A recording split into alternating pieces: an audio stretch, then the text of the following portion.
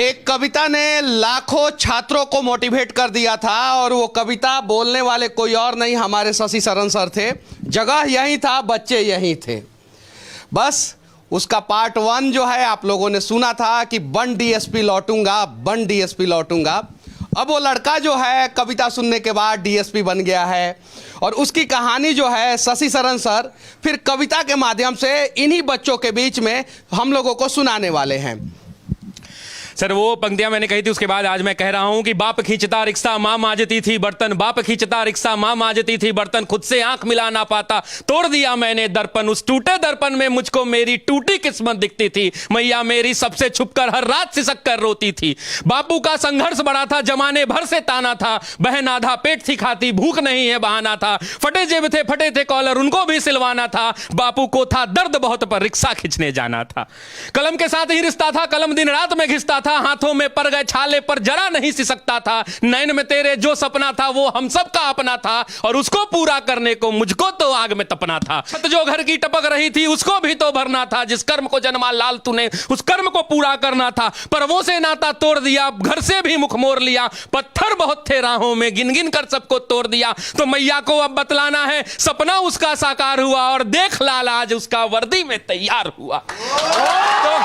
तो मां मैं अब तुमको बतला दूं, तो मां मैं अब तुमको बतला दूं, पहले वाली बात नहीं, वो पहले जैसे दिन नहीं और पहले जैसी रात नहीं। अब बहना को कह देना आधा पेट न खाना है और कह देना पिताजी से अब खर्चा नहीं भिजवाना है, न तुझे मांजना है बर्तन न बाबू खींचेगा रिक्शा, देख सब दुख दूर किया पूरी कर दी हर इच्छा, देख सब दुख दूर किया पूरी कर दी हर इच्छा। कठिन तपस्या थी मगर मेहनत मेरा हथियार था, गुरुओं से लेकर दीक्षा तेरा लाल रण को तैयार था, सब्र का मैया बांध न टूटा मैं गला किस्मत का घोट गया, देख तेरा लाल तुझ तक बन डीएसपी लौट गया। तो इसको बोलते समय और लिखते समय मैंने जाने कितने रातों को मैंने गवाया है हमने जी इसके पार्ट 2 के लिए। और बस उम्मीद यही है कि ये छात्र जो गांव-गांव से निकल के आते हैं, कितने लोग इसमें किसान के बेटे होंगे मैं नहीं जानता, ये ऐसी कमरों में बैठकर पढ़ रहे हैं क्योंकि इनके माँ बाप जो है खेत में इस भरी दोपहरी में बैठकर हल जोत रहे हैं, ये वैसे परिवार के बच्चे हैं। तो इनका दुख दूर करना है, इनको पढ़ना होगा और इनको पढ़ने के लिए अगर किसी चीज की आवश्यकता पड़ेगी तो मैं खड़ा हूं, खड़ा था और खड़ा रहूंगा। बड़ा दुख होता है जब ऐसे ऐसे बच्चे जो है पूरा हिम्मत और हौसला के साथ पढ़ाई करते हैं अपने माँ बाप का सपना साकार करने के लिए, उनके दुख को दूर करने के लिए, उनका इलाज कराने के लिए, और जब इनका पेपर लीक हो जाता है, जब इनको तारीख पे तारीख मिलता है, जब रिजल्ट गलत तरीके से घोषित कर दिया जाता है तब बड़ा दुख होता है। देखिए ये बिहार की विडंबना रही है, बिहार का पौराणिक इतिहास बड़ा समृद्ध रहा है, लेकिन बिहार न जाने किन कारणों से, खासकर बीपीएससी न जाने किन कारणों से बदनाम हो रहा है। ये आयोग की छवि इतनी धूमिल हो गई है कि इसको बचाना मुश्किल सा लग रहा है।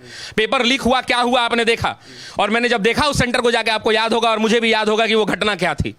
तो आयोग को इस पर विचार करना चाहिए। अब ये कौन लोग हैं जो बीपीएससी की परीक्षा देते हैं? ये बड़े बड़े अंबानी अडानी के बेटे नहीं हैं, ये किसी मध्यम वर्गीय परिवार से आते हैं जो सरकारी नौकरियों के पीछे भागते हैं। अगर जिनके पिताजी आज भी 2-4 करोड़ रुपए का 5 करोड़ का संपत्ति रखे हैं, वो अपने बच्चों को अपने नजरों के सामने रखते हैं, बढ़िया सा एसी दुकान खुलवाते हैं और बैठ के धंधा करवाते हैं।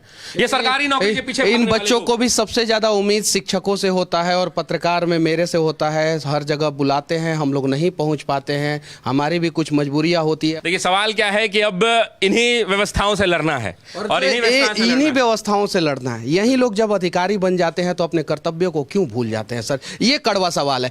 डीएसपी या आईएएस आईपीएस कौन बनता है? ज्यादातर मध्यम वर्गीय परिवार के बच्चे बनते हैं कि नहीं बनते? ईमानदारी से दिल पे हाथ रख के बोलिएगा लोग। और जैसे आप लोग टॉपर होते हैं उसी समय से जो है करप्शन शुरू हो जाता है।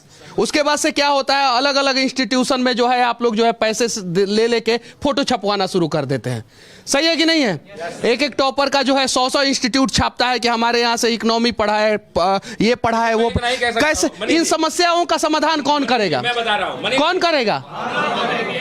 तो आप लोग कसम खा रहे हैं कि आप लोग जिस दिन मतलब कि वर्दी में आएंगे उस दिन वर्दी का सम्मान बचाएंगे, कसम खाते हैं?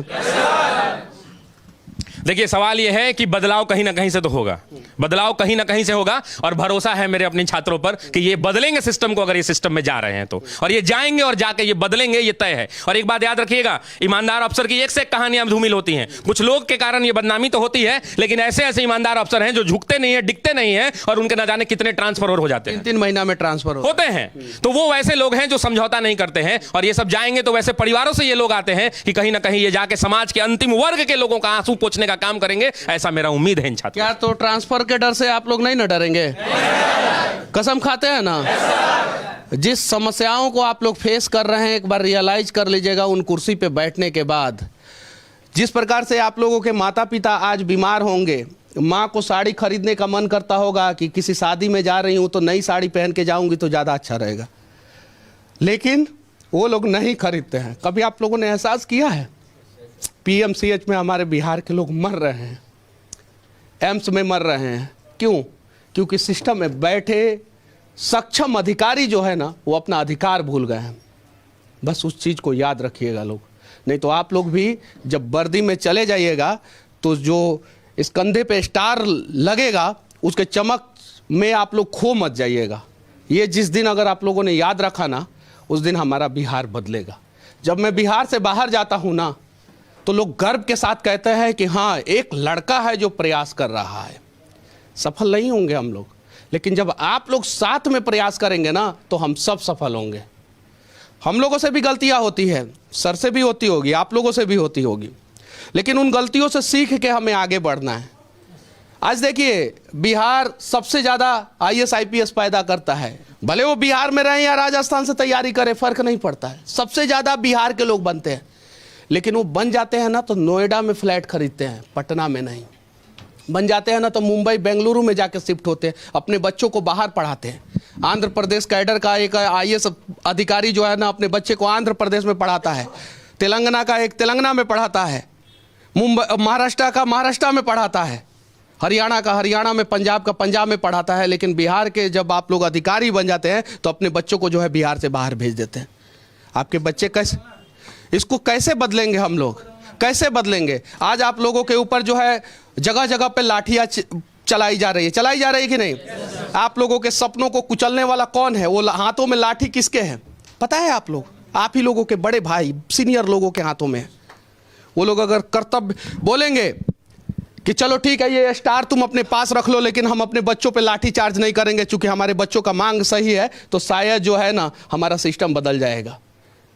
तो आप लोग जब अधिकारी बन जाइएगा तो वादा कीजिए कि आप लोग जो है सिस्टम पॉलिटिकल प्रेशर में नहीं काम करके जो है ना समाज के लिए और देश के लिए काम कीजिएगा, तब ये कविता का मतलब साकार होगा। वरना ये कविता सुन के और ताली बजा के और सैकड़ों लोग रिकॉर्डिंग करके जो है ना कोई फायदा नहीं होगा। आज अगर आप अपने माँ का आंसू पोंछ रहे हैं और दूसरे किसी की माँ का आंसू नहीं पहुँच रहे हैं, तो समझिए कि आप इंसान नहीं हैं। अपने माँ के आंसू के साथ साथ दूसरे किसी के भी माँ के आंसू को पोंछना है।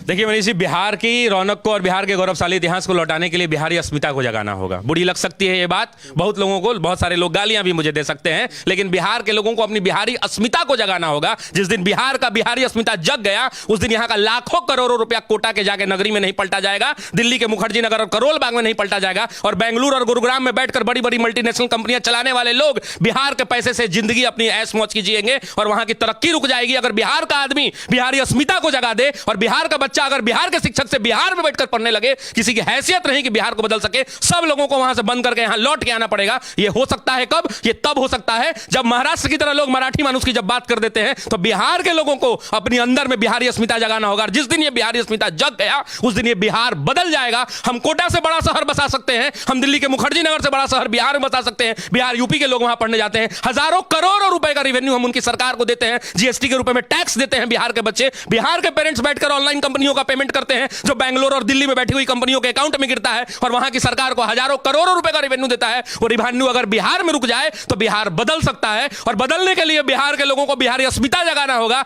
और बिहार के बच्चों को अगर बिहारी शिक्षक बिहार में रहकर पढ़ाए तो यह बिहार बदल सकता है। इसको कोई नहीं रोक सकता, इस बात को याद रखिएगा।